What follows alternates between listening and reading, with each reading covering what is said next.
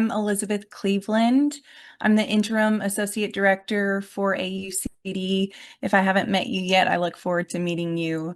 I'm a white woman with brownish, blondish hair and blue eyes, wearing glasses and a black top. And I'm so glad to welcome you to today's Network Connection event. And I'd like to just really briefly shine a light on the incredible AUCD staff who make gatherings like this one possible. We also have a wonderful board of directors who help shape and guide AUCD's mission and impact. And with that, I'll turn it over to one of our board members, Rhonda Eppelsheimer. Hello, everyone. Welcome. So glad you're here today, and thank you, Elizabeth.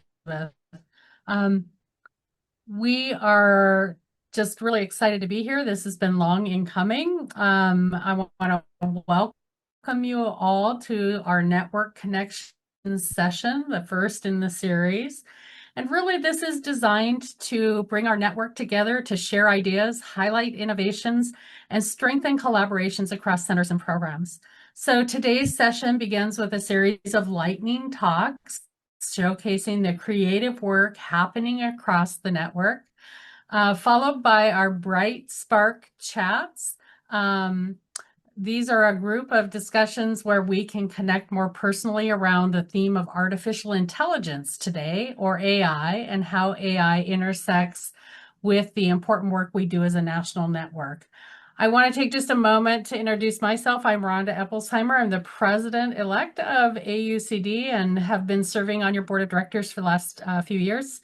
Now I'm a seasoned, fair-skinned woman with white hair and dark rimmed glasses, and we're glad you're here to listen, learn, and contribute to these important conversations that help move our collective network forward. So we're going to get started with the lightning talks, and I'll turn it over to our lightning talk host, board member Sharon Milberger. Sharon? Thanks, Rhonda. Hi, everyone. I'll introduce myself too. I'm Sharon Milberger.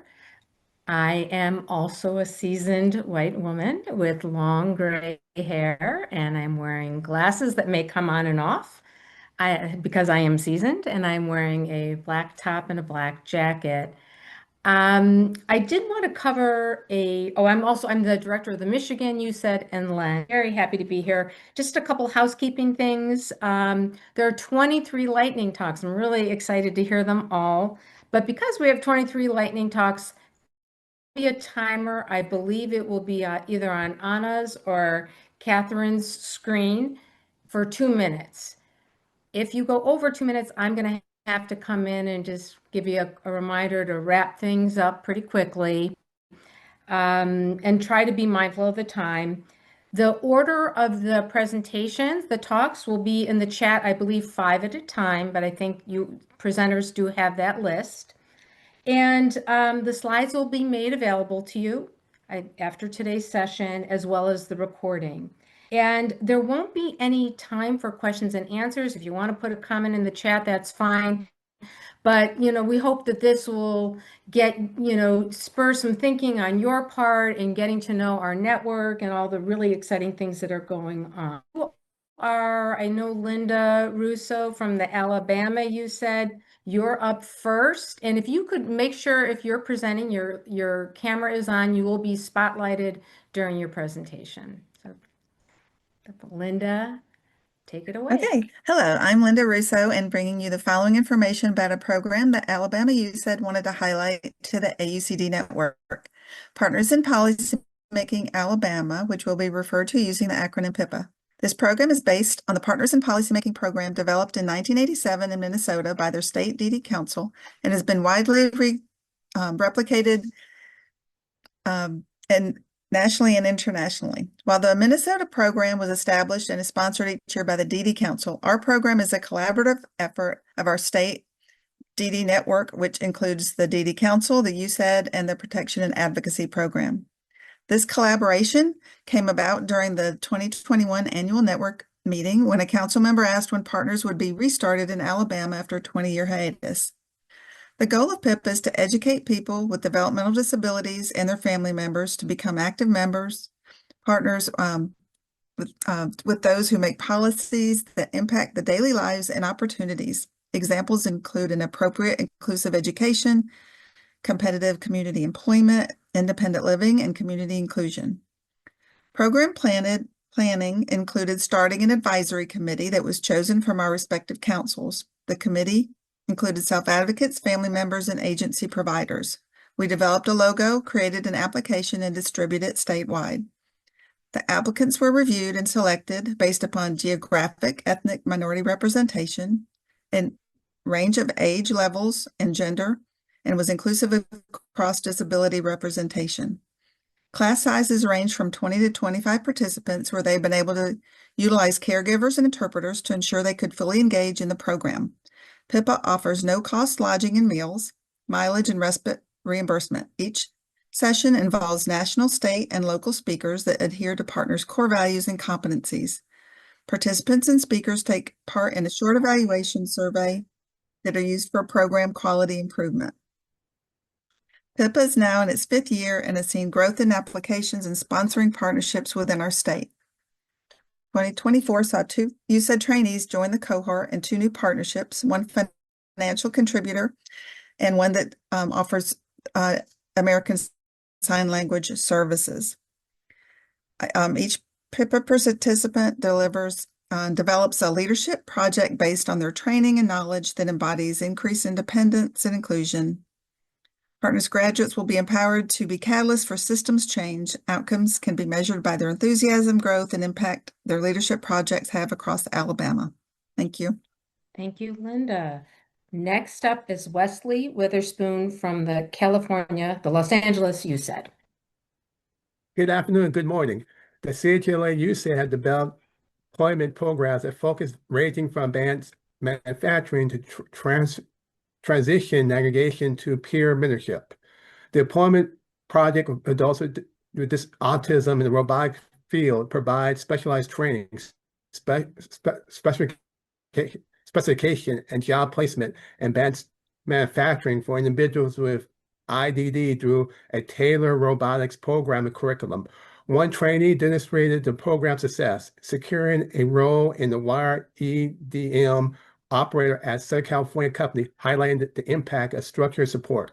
He said, "I believe the robotics course has provided me a valuable skill set that I like to be able to have hands-on training with the robot to better understand what I'm learning." The Peer Navigation Employment Training Program, PNETP, provides the opportunity for competitive integrated employment for transition-age youth and young adults with IDDs in positions that guide peers in the transition to adult health care and assist with service referrals to support community living. This opportunity led to the full-time employment of a peer navigator as an intake specialist working transition age youth at a social service agency. This employee shared, before joining the PNTP, I had knowledge of various resources related to individual disabilities. With my supervisor guidance, I gained insight into unfamiliar resources such as conservatorship and healthcare transition, and learned more about resources such as the Department of Rehabilitation and the Regional Center.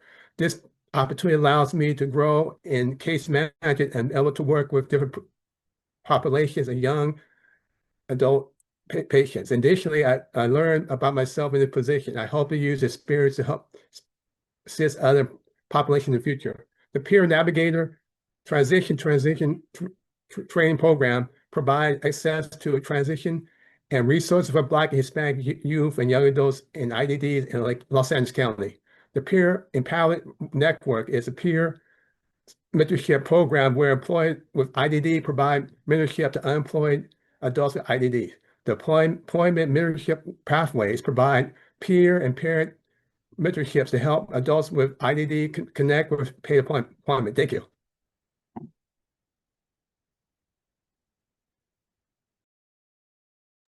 Thank you very much, Wesley.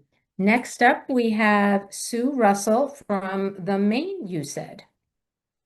Hi, it's actually me. My name's Monique Stairs, and I was a LEND trainee in 2021 for the New Hampshire Maine LEND program. I also currently serve as the Executive Director of Speaking Up for Us, or SUFU. We're a Maine self-advocacy network led by and for people with intellectual and developmental disabilities. During my LEND leadership placement, I was with Alan Cobo-Lewis at the Center for Community Inclusion and Disability Studies. I focused on how to use data and research to strengthen the lived experiences and personal narratives of people living with disabilities. I've always believed that lived experience has the power to make lasting systems change, but I wanted to learn how to find the data to back it up, and LEND gave me those tools. One module that deeply impacted me was on trauma and disability. And around that time, Maine's Office of Aging and Disability Services, OADS, opened its behavior regulations for public comment. With the support of my LEND mentors and other sister network partners, I helped organize self-advocates to share their personal experiences with being restrained. More than 10 self-advocates got on the public comment session, and they asked OADS to eliminate the planned use of restraints. Their courage led OADS to form a stakeholder group where a SUFU self-advocate was included to share their perspective. Fast forward to the 2025 legislative session, OADS introduced a bill to end the planned use of restraints for adults with disabilities. SUFU once again mobilized self-advocates to testify. Despite fire alarms going off 3 times that day and us having to evacuate the building every time, no one left until every voice was heard. That bill passed and was signed into law by Governor Mills in June 2025. This systems change was made possible because of the leadership development and mentorship that I received through LEND. It helped me understand how to blend lived experience with data and how to organize for meaningful change.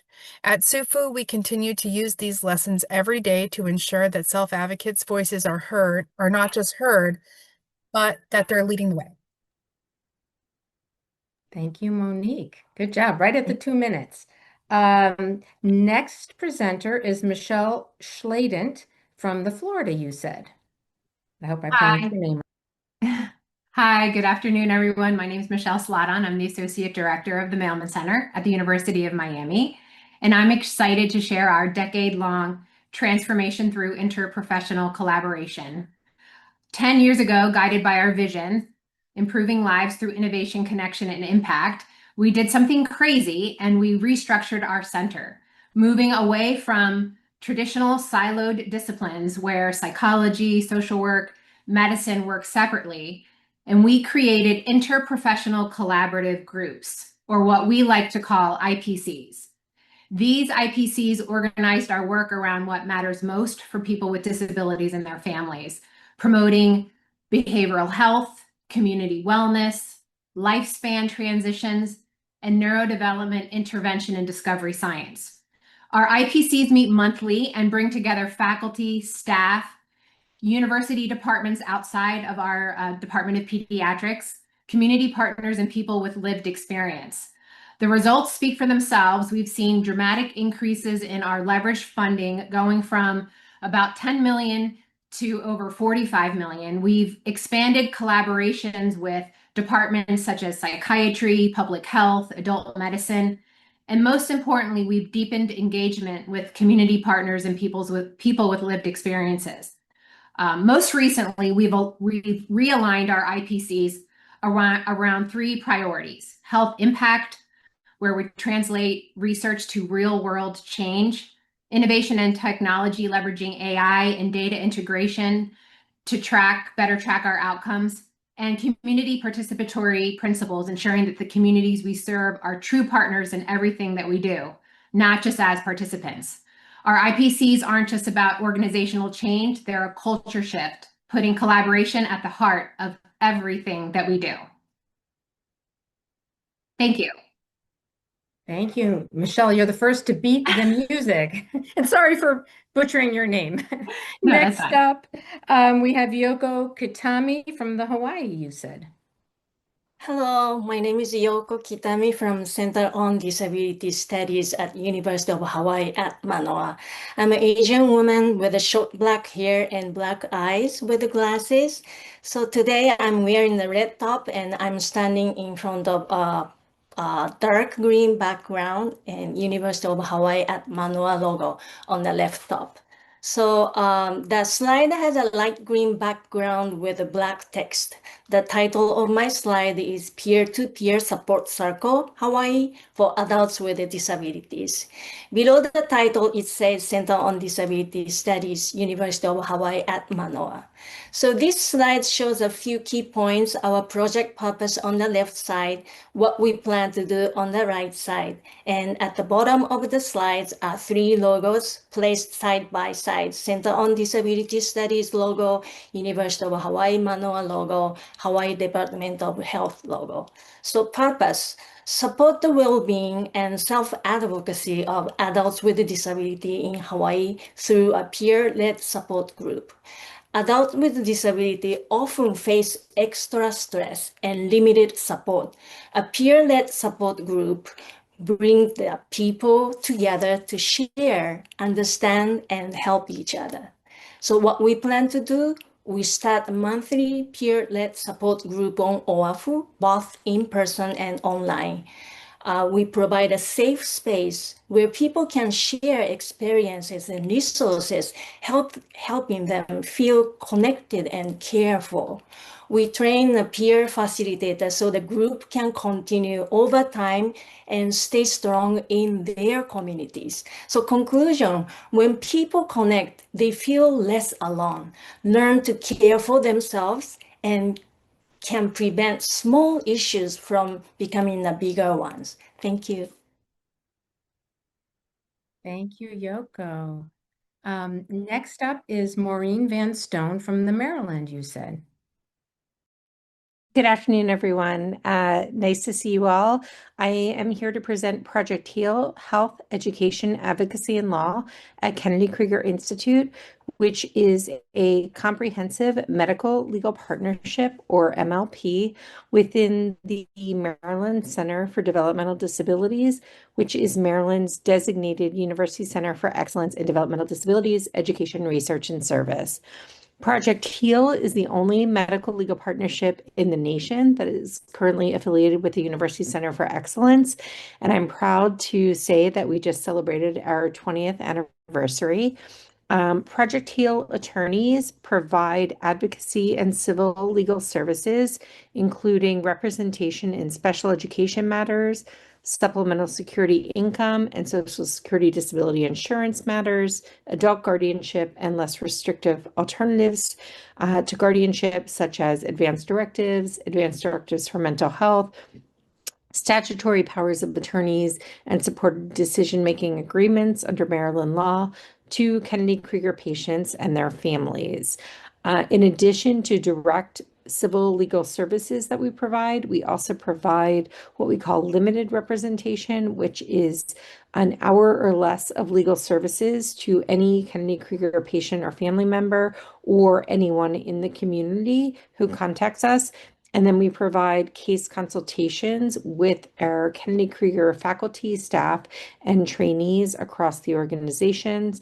And so that would be considered an hour or less of service, including document review, resources, referrals, information dissemination, or just consultation based on whatever a patient or family may need. And then we provide comprehensive training at the local, state, and federal level on legal topics affecting individuals with disabilities and their family members. So discipline for students with disabilities, bullying, harassment, and transition planning. And if you want more information about Project HEAL, please click on the link at the bottom of the slide. Thank you for your attention and interest. Thank you, Maureen. And the next presenter will be Leslie Laverne from the Mississippi, you said.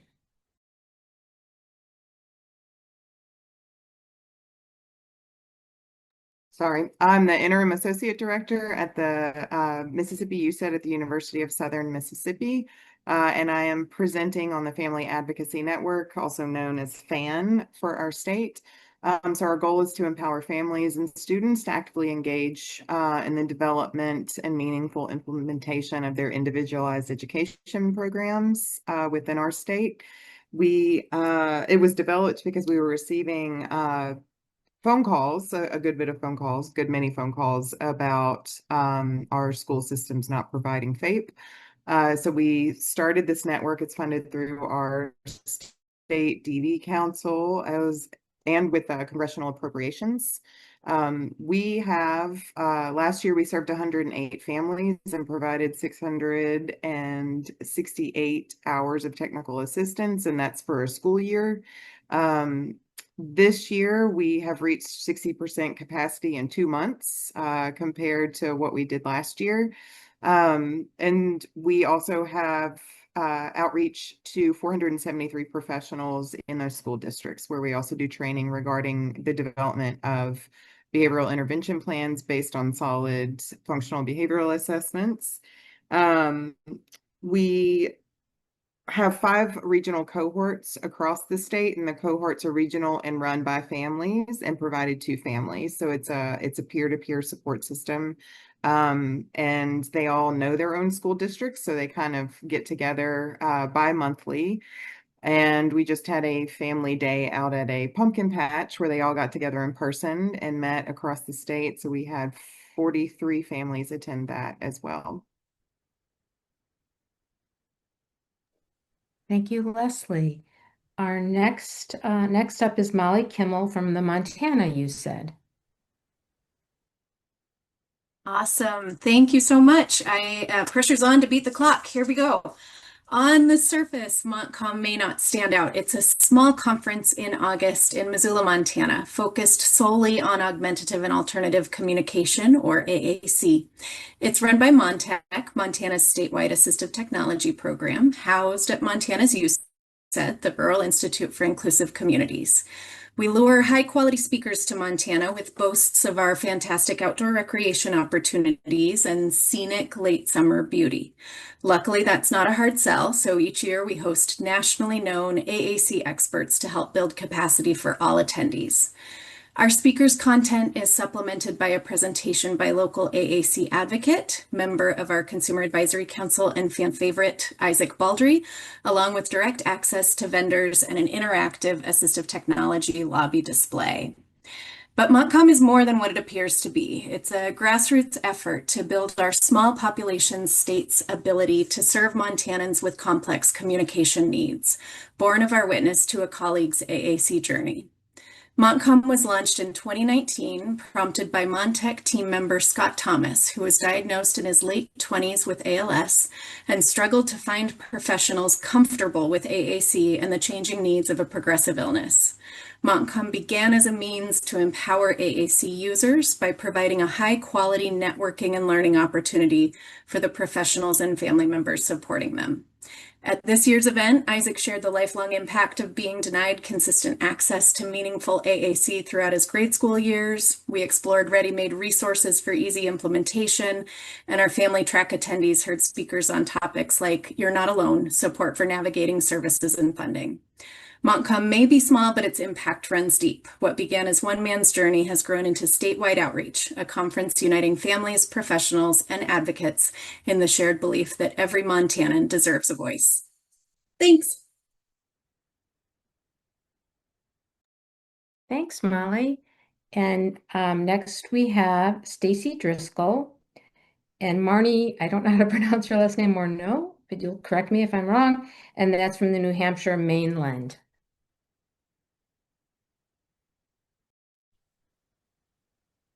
Hey.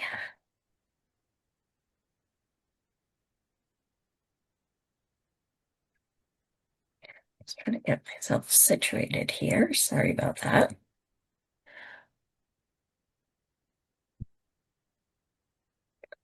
Okay, so my name is Stacy Driscoll, and I'm co-presenting with Marnie Morneau.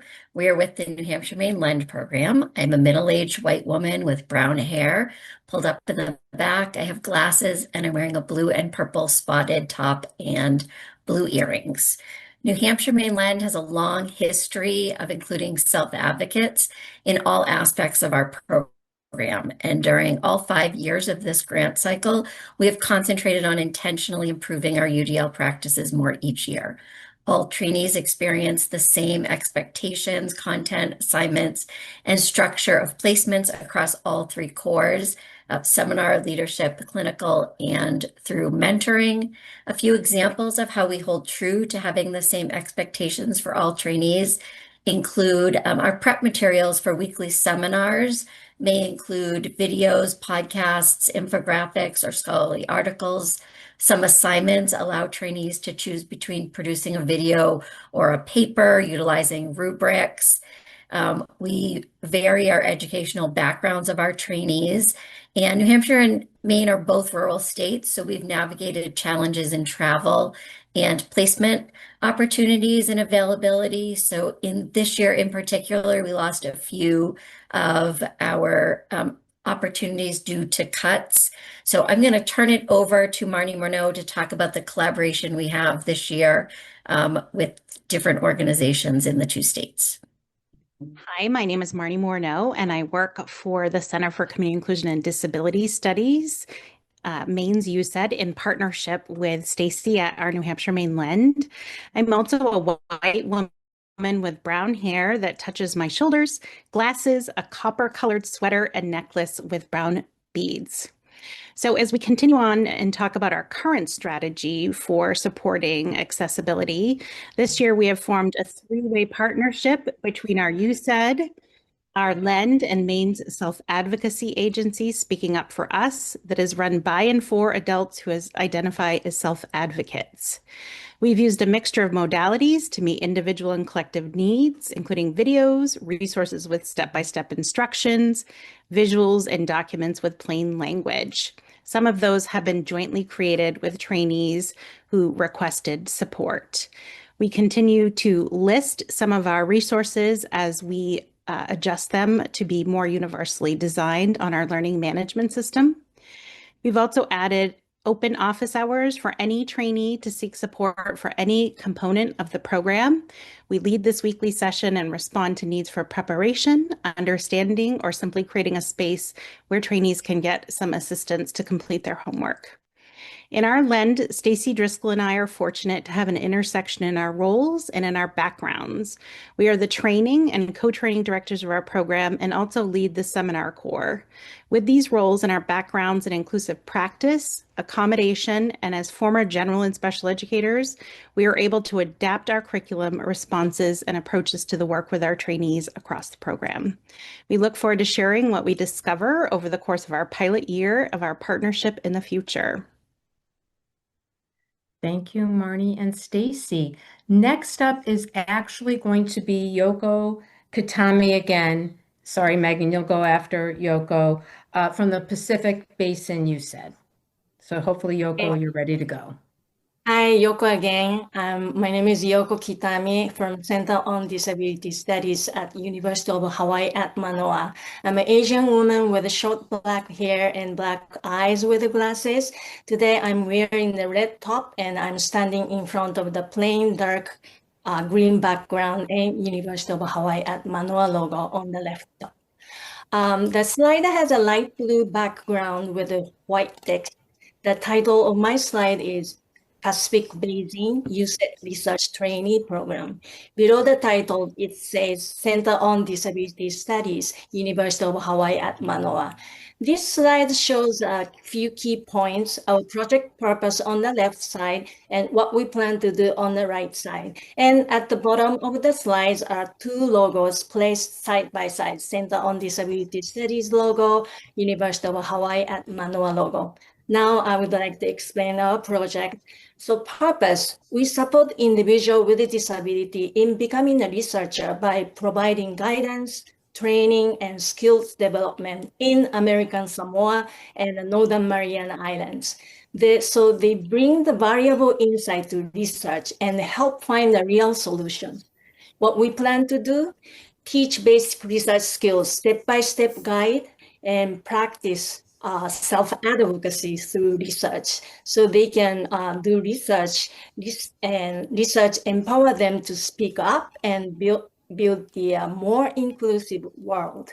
So use research to highlight community needs, so they find the real problems and help fix them.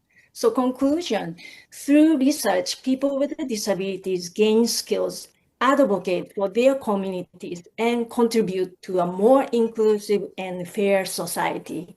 Thank you. Thank you, Yoko. Next up is Megan from the New Hampshire Lend. Great. Hi, everybody. I'm Megan Henley. I'm a white woman with shoulder length dark hair, fair skin, and I'm wearing a maroon blazer. And I'm here with the New Hampshire UCEDD at the Institute on Disability. And one project I'm excited to share about is part of our CDC-funded state disability and health program.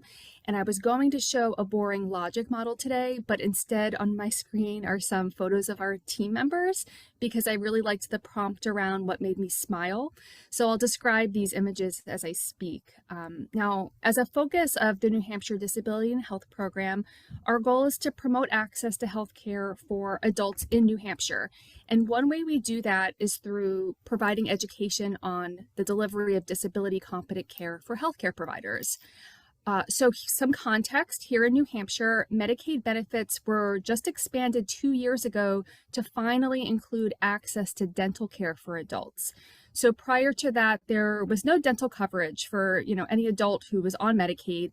So what we'd see as a result of that is lots of adults in our state with disabilities went without dental care. We learned that there were already folks who were working to recruit dentists to accept Medicaid and doing other sort of important work like that. So we worked with our advisory group to help us understand how we could best lean in to promote access to oral health care. And we already had a good healthcare provider training geared towards primary care providers and nurses that had great reach. Over 7,000 people had taken it nationally. So we tailored a training geared towards dental hygienists and dentists. And we love this because we got to work with some great people. Featured here in a photo is Angela Boyle in Scrub. She's our subject area expert and dental hygienist. Emma Ledger, a young white woman with long hair, and she's a beauty pageant contestant, and a woman with Down syndrome who acted in the skits. There's also a photo of me with Angela again, and Thomas Himeno, another actor with lived experience with disability. So we used a lot of their real life stories to guide the scenarios that are in our training that are aligned with our objectives. And I just want to I'll list the URL in the chat because I didn't include it in the slide here, but responsiveoralhealth.org for anyone nationally who wants to take it and get continuing education credit towards their dental work. Thank you, Megan. Excited to check that out. Next, we'll have Valentina Arango Correa from the New Jersey UCEDD. Hi, my name is Valentina Arango Correa. I'm a Latina woman with brown hair and a green sweater. For this lightning talk, I'm excited to share the Pre-IEP Family Workbook Series, which was developed by the Person-Centered Approaches in Schools and Transition Project, or PCAST, at the Boggs Center on Disability and Human Development. It was created in collaboration with the New Jersey Department of Education, Office of Special Education. The workbooks in this series promote age-appropriate development of self-advocacy and self-determination skills. These critical skills will support each child's path to a meaningful life as they enable students to clearly communicate their needs and advocate for their own successes.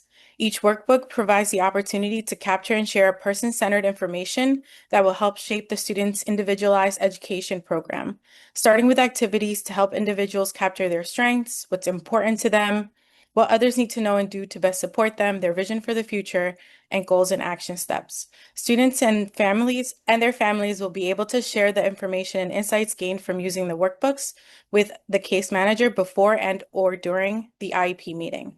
The workbooks include one for early elementary, grades pre-K to 2, elementary, grades 3 to 5, middle school, high school, and 18 to 21. To this slide, I've added a QR code as well as a link to the page where you can download all 5 workbooks, as well as my email to which you can feel free to reach out if you have any questions. I'll also drop the link in the chat. Thank you so much. Thank you, Valentina. You get the record. You beat the music by a long shot, so nicely done. Next, we have Rachel Benson from one of the Oregon UCEDDs rather. Great, thank you so much. My name is Rachel Benson. I am a white woman in my mid-30s with brown hair and brown glasses and a blue top. and I am the Assistant Director at the Oregon Health and Science University's UCEDD, or OHSU, and I'm excited to talk to you today about our accessible mental health care continuing education e-learning courses. As we all know, people with intellectual and developmental disabilities often face barriers when trying to access mental health care. And a major challenge is the lack of provider training, which can make it harder for mental health providers to conduct assessments and provide care that's really truly accessible. So to address this issue, the OHSU said, in partnership with the Oregon Office on Disability and Health, have developed continuing education courses for mental health providers. And these courses really aim to build knowledge, skills, and confidence while encouraging providers to view disability from a social justice and rights-based perspective. And on the screen, you'll see a screenshot of a video from the course of Jan Staley, who is a self-advocate and communication consultant at OHSU. And throughout the courses, we've included videos from self-advocates like Jan, as well as from a mental health provider, to really bring the content to life, ensure that lived experience as well as professional expertise are included.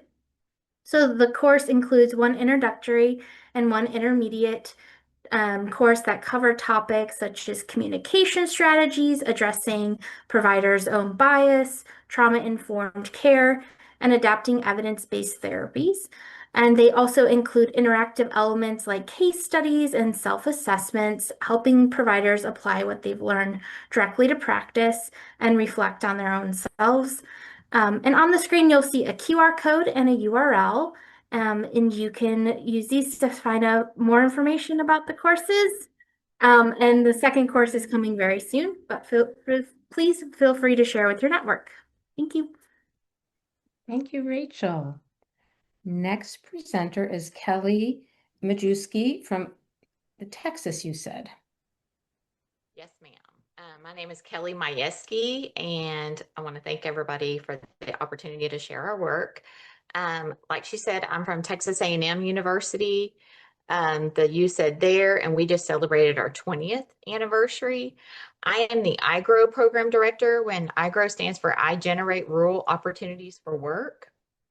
It's a cooperative effort between Texas Workforce Commission, Vocational Rehabilitation, Texas A&M University, and 13 rural school districts in Texas that work together in order to provide pre-ETS skills training, career exploration, and those types of activities for students in rural communities. We've just found across time that students in rural communities aren't provided with those services like they are in more urban areas. The project is fully funded by Texas Workforce Vocational Rehabilitation. We currently have 4 sites across Texas in 13 rural school districts. We've grown significantly across the last 3 years. We started with 19 students in 2022, and we're up to 110 students in 2025. What the program consists of, it's a 4-year program that starts the summer before their freshman year. And they're taught pre-ETS lessons by their educators in the school district using the Next Step curriculum, transition curriculum. We do enrichment and field trips and just lots of different career exposure activities. We have people come in and do just speaking about just owning a business or financials. And then we do field trips to post-secondary places, and we also do field trips to businesses about career opportunities at different businesses. We do person-centered planning. We have lots of parent and community involvement, and just doing training for parents on topics that they may not hear about otherwise. Summer experience is a big part of ours, where they do paid work experience and do a summer with some educators. Thank you again for the opportunity. Thank you, Kelly, and I love that acronym. Next up is Jessie Sutter from the Vermont, you said. So, hi everybody, Director of Vermont's UCEDD, white, middle-aged, bald man wearing a blue, I think, yep, button-up shirt. I'm here to share our first statewide disability community needs assessment. designed with advocates and DD network partners. And the goal is to inform the public, providers, and policymakers about quality of life domains, including personal development, self-determination, relationships, rights, social inclusion, physical well-being, emotional well-being, and material well-being. And to do that, we're going to use state and national data, feedback that's already been shared in different outlets around the state, a new survey, and listening sessions. All of this is to address a major challenge, which is disability data in Vermont is often missing, outdated, or just hard to access. Many organizations, including ours, spend significant time sending out new surveys, often duplicating efforts, and worst is when we're competing for the same voices in the state. So these quick surveys that we send out rarely reflect what people with disabilities and families care most about. They're often not in plain language, and they're not widely shared, and often exclude people with disabilities from planning and analysis. So we're trying to solve all of those problems with this effort. And I'm thrilled to share, even before the data collection begins, we're starting to see an impact. So our DD Council is working on their community needs assessment for their 5-year plan. They don't need to create a separate survey now. We're doing that together. Students and faculty are starting to send me questions that we can use for their research studies. So we're enhancing their research. And we just secured a new state contract based on the idea and the structure that we're creating for this community needs assessment. So I'm pretty excited about that. And now I'm sorry because I have to run to attend my kids' school potluck and contribute to my own quality of life.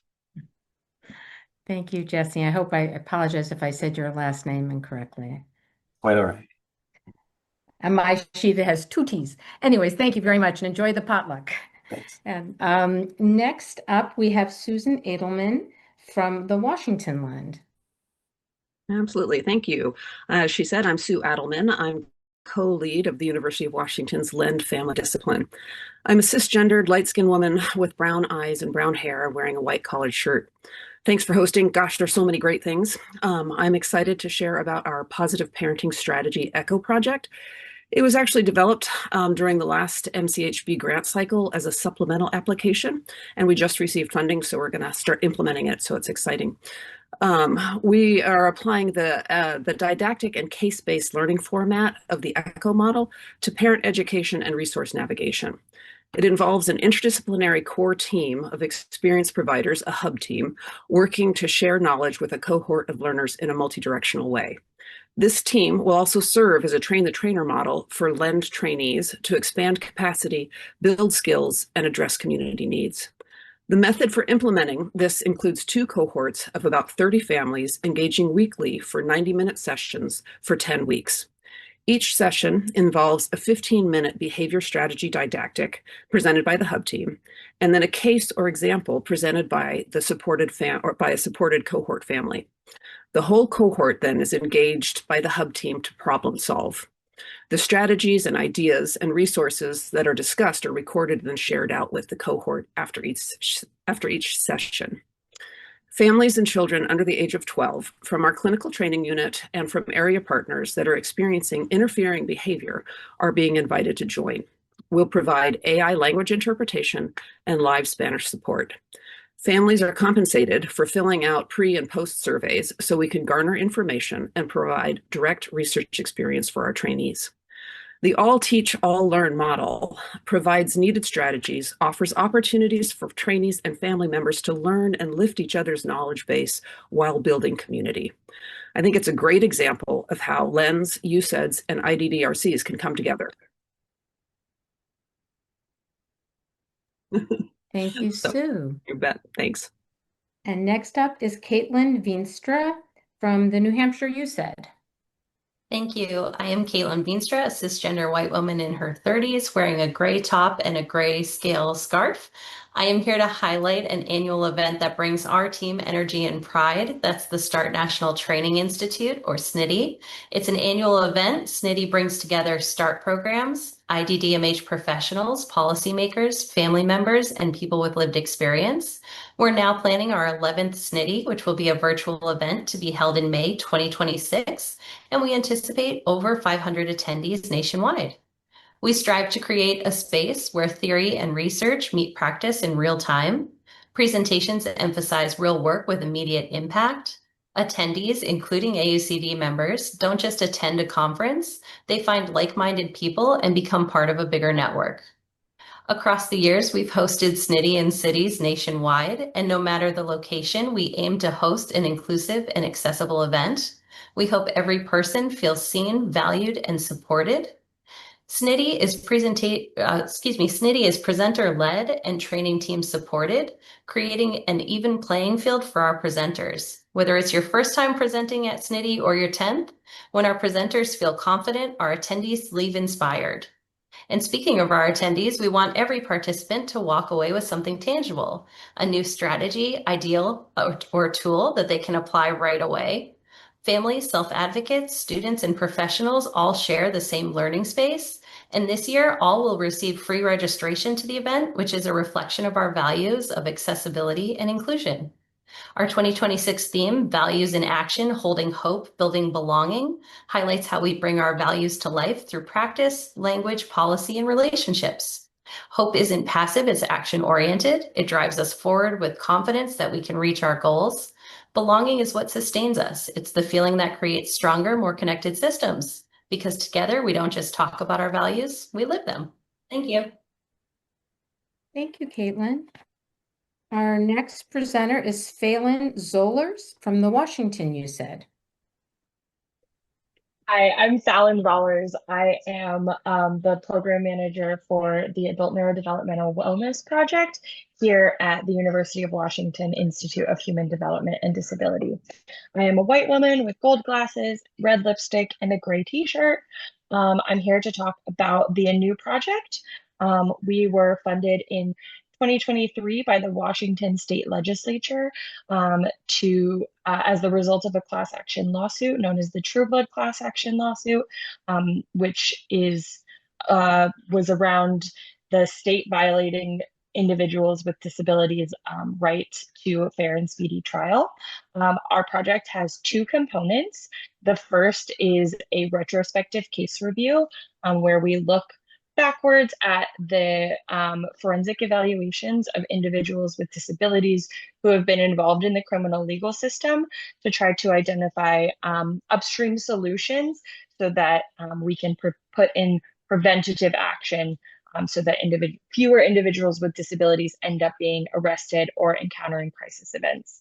The second component is a prospective pilot project where we take individuals with IDD and provide them with 6, although it's actually ending up to be more like 9 or 12 months of interdisciplinary strengths-based care from a variety of providers in medical, therapeutic, and other settings. So we have social work and OT, neurology, psychiatry, psychology, ABA, and speech pathology. We provide them with services to help restore them to their communities. So we connect them with receiving teams, primary care providers, mental health, substance use, and ideally help them reintegrate into the community after being arrested and prevent further criminal legal interaction. Thanks, Fallon. Our presenter is Leanne DeWalt from the Wisconsin UCEDD. Hi, thank you. I am Leanne DeWalt. I direct the UCEDD at the Wakeman Center at the University of Wisconsin-Madison. I'm a white woman in my mid-40s, and I am excited to share with you what we're trying to do to meet the mental health needs of autistic teens and adults in Wisconsin. We're in the second year of our 5-year cycle, and part of our needs assessment process identified mental health as a really critical area of need. And we've been working with our community partners to take several actions to try to better serve our state. One of the actions we're taking is related to workforce development, and we've been expanding our ECHO offerings. We have a lot of ECHOs that we offer here, and we have just launched a mental health ECHO that's for mental health providers that serve adults. With a focus on autism and mental health. And we're really excited. We have over 100 people that are registered participating from many counties across our state. And you can see the heat map of how we're trying to reach every single county and providers in all the counties in Wisconsin to improve capacity to address mental health needs. We also recently were awarded an autism research consortium to focus on systems of care for autistic children and teens with the goal of trying to understand what are the system level factors that are impacting autistic youth's ability to access evidence-based practices and interventions, particularly during the transition to adulthood. And we're doing that through research co-design, focusing on implementation science and implementation mapping strategies. So we're really excited to be making these efforts here in Wisconsin. Fantastic. Thanks, Leanne. Next presenter is Cassandra Corbett Miller from the West Virginia Lend.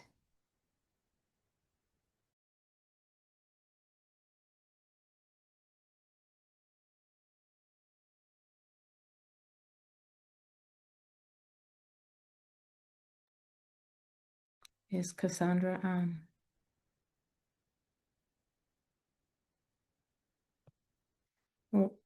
Well, okay. I don't know if Cassandra's on, but what we'll do is we'll go to the next presenter, who is Black Warner from the California UCEDD, and then if Cassandra's on, we'll go back to her. All right, thank you for having me. My name is Blake Warner. I am a postdoctoral fellow in clinical psychology at the UCLA Tarjan Center UCEDD. I am a white man with short dark hair in my late 20s. Actually, my 30th birthday is next week, so probably the last time I will introduce myself this way. And what I'll talk about today is our new initiative, which is Training and Health Resources Inclusion and Vocational Empowerment for California, or Thrive California, which is a project in partnership with the California Department of Developmental Services, or DDS, which falls under the California Department of Health and Human Services Agency. And what this program is it's really focused on building a pipeline from advocacy to employment. So it's a three-part program. First, participants will complete our UCLA Leadership Academy, where they develop advocacy and storytelling skills, as well as learning about disability advocacy and policy from a historical perspective. They'll get to hear from leaders in the field, some of which are on the call right now. So hello, if you're involved with the Leadership Academy through UCLA. Next, our participants will join Peers for Careers, which is an evidence-based program that teaches things like resume and interviewing skills, as well as the social skills necessary to gain and maintain meaningful employment. And then finally, the third part of the program will be partnership with DDS, or Department of Developmental Services, in which participants will have internships where they learn real-world experience as well as have opportunities to engage with state-level careers and really have some hands-on advocacy experiences. They'll be working with coaches throughout the Leadership Academy and Peers for Careers, in which they'll get feedback on the skills they're working on, where they can implement them in their role with DDS. So we're very excited to prepare emerging disability rights leaders for meaningful employment and leadership in California. Thank you, Blake. Great presentation. Next, we have Laura Silverman from the New York Lend in Rochester. Hi, everyone. I'm the program director at the Rochester Lend. I'm a white woman with black curly hair and glasses. So I wanted to highlight a new relationship that we've established this year with the Rochester's Memorial Art Gallery, or MAG. This setting is more recreationally focused than a lot of the community settings where we usually have class. Our fellows at the MAG, this was part of our leadership curriculum, and fellows participated in an art immersion activity. The focus was teaching them about pure observation and also how their biases and life experiences color their perceptions of what is right in front of them. Fellows observed a piece of art for 40 minutes, answering specific questions as a group. These questions included, what do you see? Does this remind you of anything? What do you think is going on? And what information would help you confirm the story? At the end of the session, fellows were told what the title of the painting was and the story behind it. On the slide, you can see our fellows observing the painting. It has two figures facing each other. They thought that the painting depicted an old woman teaching or healing a young woman. In fact, it's a Dutch painting from the 1640s with a myth from Ovid's Metamorphosis, which involves a man trying to woo a wood nymph.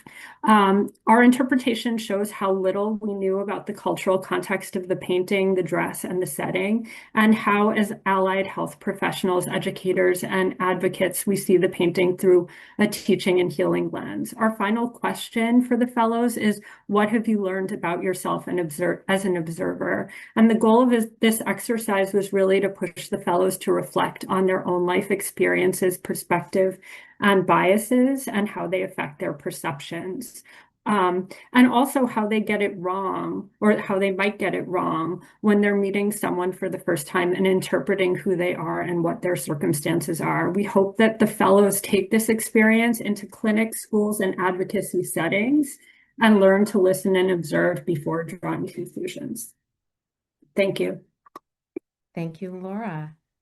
And next, and I think our final presenter is Sarah Laughlin from the Pennsylvania Lend.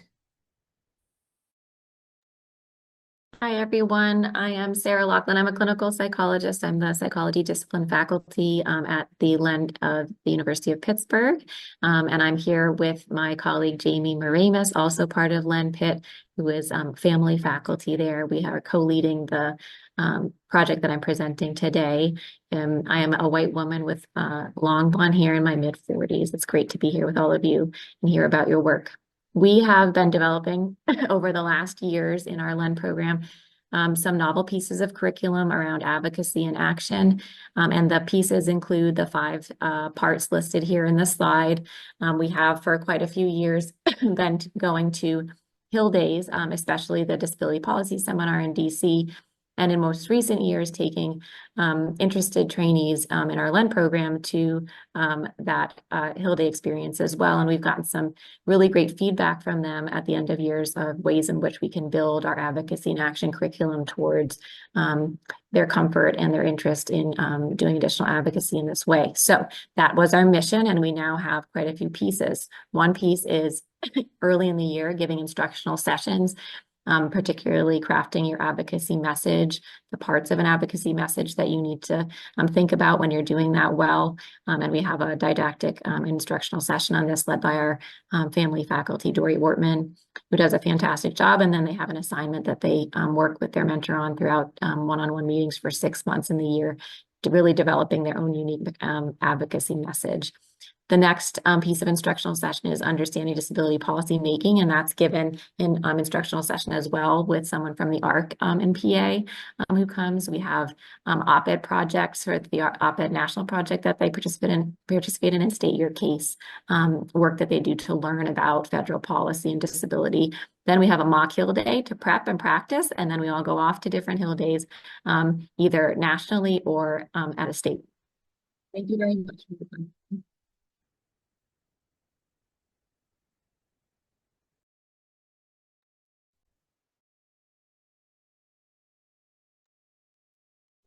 Thank you, presenters. And Rhonda, I think you're going to introduce the Bright Sparks chats. Excellent. I just want to say excellent presentations. And Rhonda, I'll let you speak next. Okay. Welcome for those of you who were able to stay and come back to our room. I just want to give a big thank you for joining the Network Connections. I know in your session, they announced that we have another round coming up on October 30th from 4 to 6 p.m. Eastern Time. We hope that you consider joining for that one as well. I hope that all of you really enjoyed the deeper connections today. It takes some energy to kind of keep those things going. I hope you had learned some great things, got some ideas and insights. We'll definitely do a little debrief and as the room hosts and talk about the ideas and see if there's a way we can disseminate that more broadly.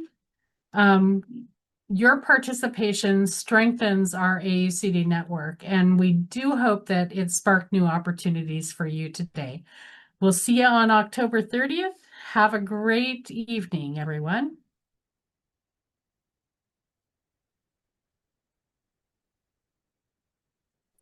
Thank you very much. Thanks.